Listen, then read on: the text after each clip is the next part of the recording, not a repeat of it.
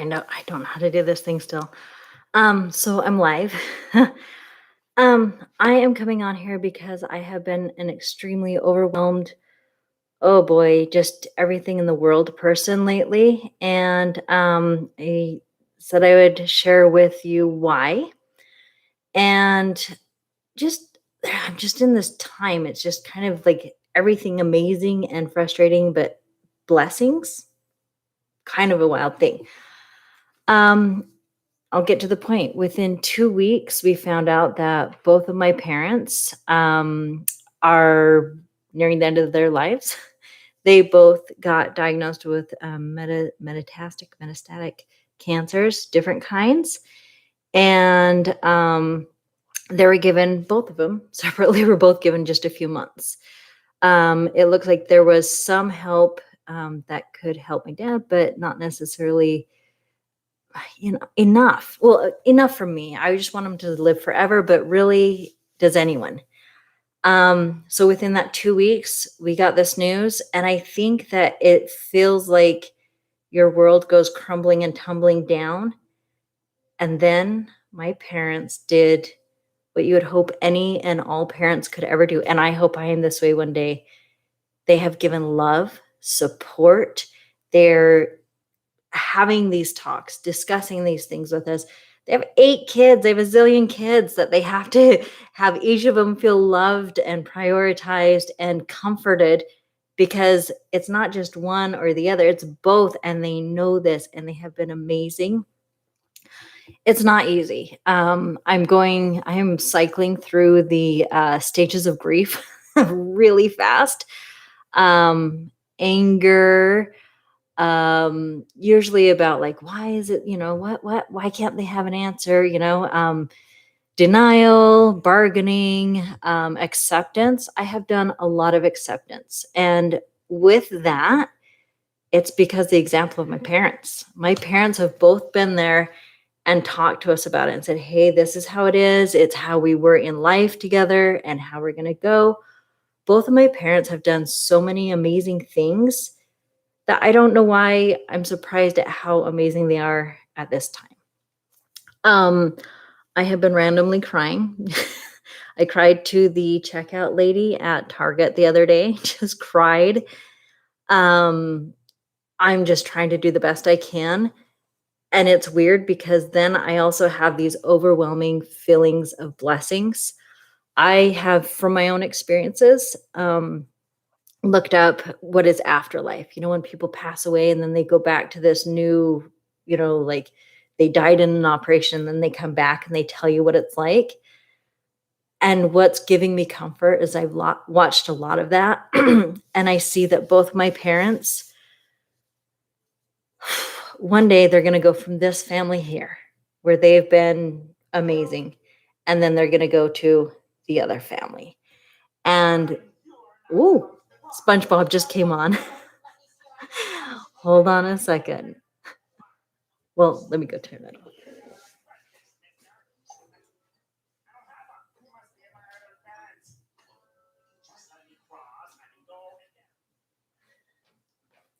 Obviously, my son watches SpongeBob. So long story short, I see my brain is not grasping things lately. I'm just totally honest. I'm just kind of a working. One thing I can say is I've been very blessed in the fact that I've had to face my own mortality, because I have been watching these afterlife shows and knowing that my parents are going to go from this love to an immediate existence, like another dimension of love and warmth, has given me so much comfort. I'm almost getting addicted to watching these stories and thinking, okay, it's going to be okay. It's going to be okay. Due to the fact that I call my mom 3 times a day and I talk to my dad as often as I humanly can, I'm going to miss him dearly, dearly. I know it's going to be rough, but I'm blessed to have him here and now. So what happened is a week or so ago, we went and visited with my mom because she's at my sister's house. She's a little closer. So, hey, Lois. So we were able to go visit and just see her. Then we made plans that we are going to go pick her up and take her to her house. I plan on spending that time just cleaning, helping her, doing anything and everything she needs. And, just spending that time. What happened when I went to my sister's, which I'm sure is bound to happen again. I went through all of her Kleenex. I mean, just like, the booger, swollen face mess. And I said, hold me while you're here. Just hold me while you're here. Give me that love. Tell me you love me. I need to know.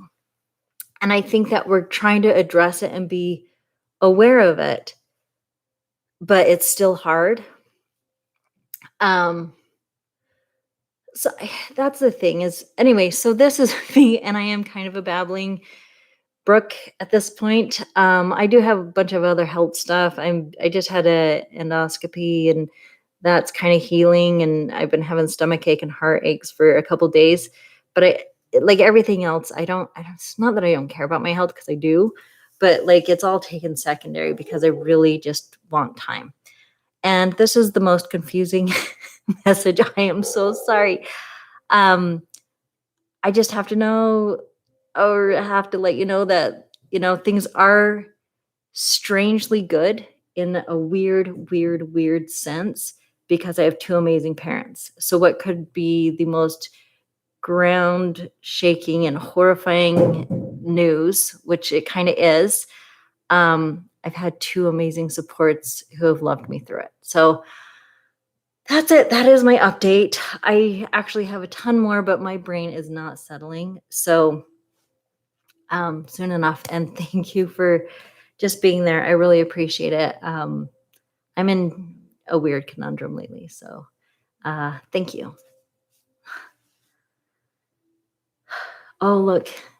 Thank you so much, Judy. That's how I feel. I just cry every other day, all the time, but we're trying. And I guess side note is, I'm lucky to feel depressed. I'm lucky to go through the idea of missing my parents because I've had time with them.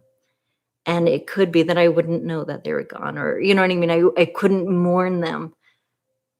The thing is I do mourn them. I'm mourning them already. I'm like getting a little panicky lately, probably calling them too much. I don't know.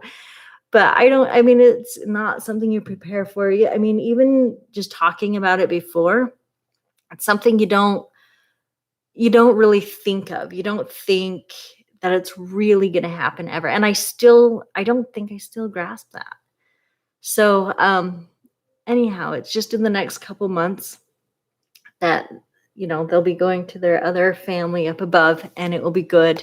Oh, and my cat has to say, I'm sorry. um, in the meantime, I'm just doing this. And thank you guys for support and kindness. I will get a little more steady headed and talk more, but thank you.